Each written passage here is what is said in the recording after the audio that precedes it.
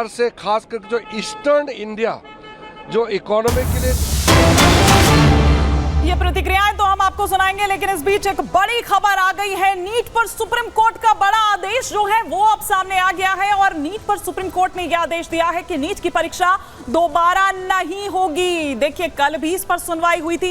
ये माना जा रहा था कि सुप्रीम कोर्ट कोई ऐतिहासिक फैसला सुना सकता है और सुप्रीम कोर्ट ने एक बड़ा आदेश दिया है। आज भी इस पर सुनवाई जारी थी और यह कह दिया गया है कि दोबारा नहीं होगी परीक्षा।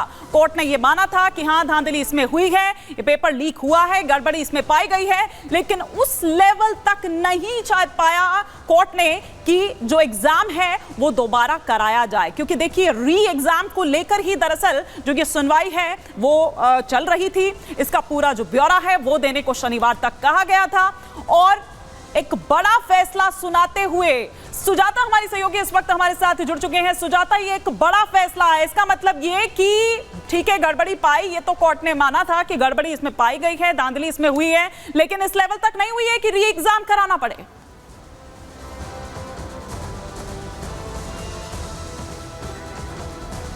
सुजाता, क्या आप मुझे सुन पा रही हैं?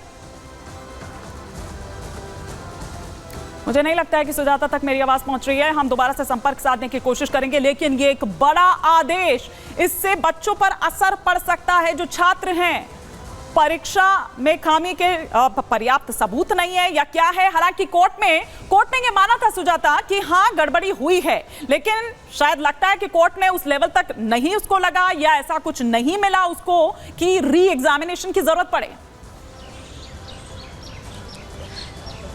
बिल्कुल, देखिए, यही प्रश्न था कि क्या व्यवस्था के लेवल पर गड़बड़ हुई है, बड़े पैमाने पर गड़बड़ हुई है क्या, तभी हम दोबारा परीक्षाएं कराएंगे।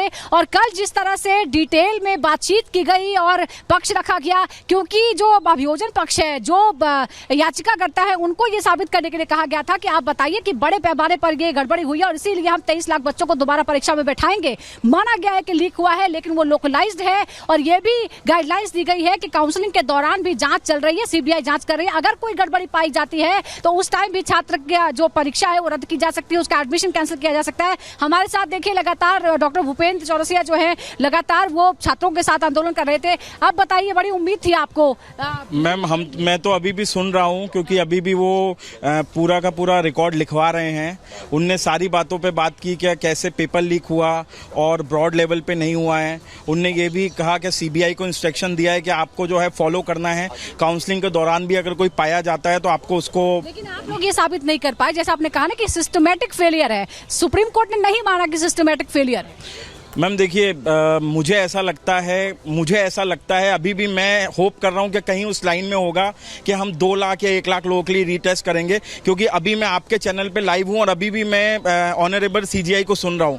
मुझे होप है, पेपर लीक इस्टेब्लिश हुआ है, 155 लोगों को पकड़ा गया है, तो कम से कम 1 या 2 लाख लोगों का रीटेस्ट होना चाहिए। स्टिल मैं अभी सुन रहा हूँ। लेकिन मैं आपको बता दूं, फिर से एक बार दर्शकों को बताते हैं कि सुप्रीम कोर्ट ने कहा है, माना है कि पेपर लीक हुआ है, लेकिन वो सीमित है हजारीबाग और पटना तक ही। 155 छात्रों तक इसका फायदा पहुंचा है। अभी तक जो 10 तारीख तक की जांच सीबीआई रिपोर्ट ने सौंपी है, इसीलिए वहां पर जो जांच है 10 तारीख तक की, उसमें इतनी ही बात सामने आई है और सुप्रीम कोर्ट ये मानता है कि ये बड़े लेवल पर गड़बड़ी नहीं पाई गई है और इसीलिए दोबारा परीक्षाएं नहीं कराई जा सकती हैं। लेकिन जो गाइडलाइंस दी गई है, क्योंकि देखिए, दरअसल एनटीए ने कहा था कि हम 24 तारीख यानी कल से काउंसलिंग शुरू करना चाहते हैं, हम काउंसलिंग शुरू कर देंगे। काउंसलिंग का मतलब है एडमिशन की प्रक्रिया शुरू हो जाएगी। तो गाइडलाइन सुप्रीम कोर्ट की तरफ से दी गई है कि आप काउंसलिंग कराइए, काउंसलिंग के दौरान भी उधर जांच चलती रहेगी, सीबीआई जांच करती रहेगी। जो जो गड़बड़ी पाई जाती है, जिन जिन के नाम सामने आते हैं, उन पर कार्रवाई होगी। अगर एडमिशन कोई छात्र ले भी लेता है तो भी उसका एडमिशन रद्द किया जा सकता है। तो ये बड़ी खबर हम आपको बता रहे हैं। आज 5वीं बार सुनवाई हुई है। पहचान कर पाना कैसे संभव होगा सुजाता, ये भी एक बड़ा यहाँ पर विषय है। देखिए, क्योंकि सीजीआई द्वारा भी ये टिप्पणी की गई थी।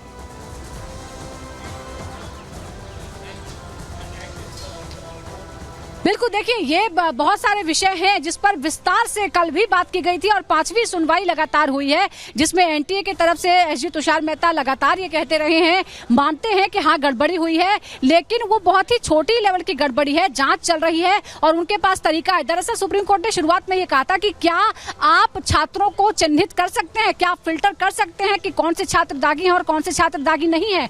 और अब 5वीं सुनवाई के दौरान सीजीआई, सुप्रीम कोर्ट की जो 3 सदस्यीय बेंच थी, वो कन्वे कन्विंस हो गई है कि हाँ ऐसा मैकेनिज्म है जिससे उन छात्रों की पहचान हो सकती है जो जिन्होंने गड़बड़ी की, जो दागी हैं, उनको अलग किया जा सकता है। आज नहीं तो कल, जैसे जैसे जांच आगे बढ़ती जाएगी, कोई टाइम लिमिट उसकी नहीं है। एडमिशन लेने के बाद भी उन छात्रों की अगर पहचान हो जाती है, अगर वो इसमें दागी पाए जाते हैं, दोषी पाए जाते हैं, तो उन पर कार्रवाई हो सकती है। तो जो फिल्टर मैकेनिज्म था उसकी बात सुनी। IIT मद्रास ने जिस तरह के एक डाटा एनालिसिस किया था उसको भी स्वीकार किया है। हालांकि याचिकाकर्ता ये कह रहे थे कि वो बड़ी सतही बात थी, उसमें बहुत ज्यादा डिटेलिंग नहीं थी जिससे गड़बड़ी पकड़ी जा सके, लेकिन CJI ने माना कि काम किया गया है। कल जिस तरह से एक प्रश्न को लेकर भी पैनल का गठन किया गया था, उसने भी बता दिया है कि कौन सा जो जवाब है वो सही है। और कल ही ये संकेत मिल गए थे, क्योंकि अगर परीक्षा रद्द करनी होती तो फिर सुप्रीम कोर्ट एक प्रश्न के जवाब के लिए इतनी माथापच्ची नहीं करता, इतनी मेहनत नहीं करवाता, 3 लोगों का पैनल नहीं बनाता। उसका जवाब भी हो चुका है, 4 नंबर यानी डी, और साथ ही साथ कई और ऐसी टिप्पणियां जो लगातार हम बता रखे हैं, और साथ ही 24 लाख जो छात्र हैं उनके भविष्य का सवाल है। कई ऐसी टिप्पणी करते हुए कि उन छात्रों पर क्या असर पड़ेगा, इस तरह की तमाम बातें। और अभी भी कई ऐसी बातें हैं, कई ऐसे सवाल हैं जिन पर स्थिति स्पष्ट की जा रही है, साफ की जा रही है कोर्ट द्वारा। बहुत शुक्रिया लेकिन सुजाता इस तमाम जानकारी के लिए आपका। और वापस हम लौटेंगे, बात हम कर रहे हैं आज बजट की। बजट में किससे क्या मिला, लगातार वो टैक्स स्लैब की भी हम आपको तस्वीर दिखा रहे थे कि जो नए बदलाव किए गए हैं न्यू रिजीम में, उससे क्या फायदा होता हुआ नजर आता है। लेकिन फटाफट से आइए यहाँ पर बता देते हैं कि क्या क्या सस्ता हुआ, क्या क्या महंगा हुआ। तब हमारे साथ जो खास मेहमान बने हुए हैं उनका भी हम रुख करेंगे।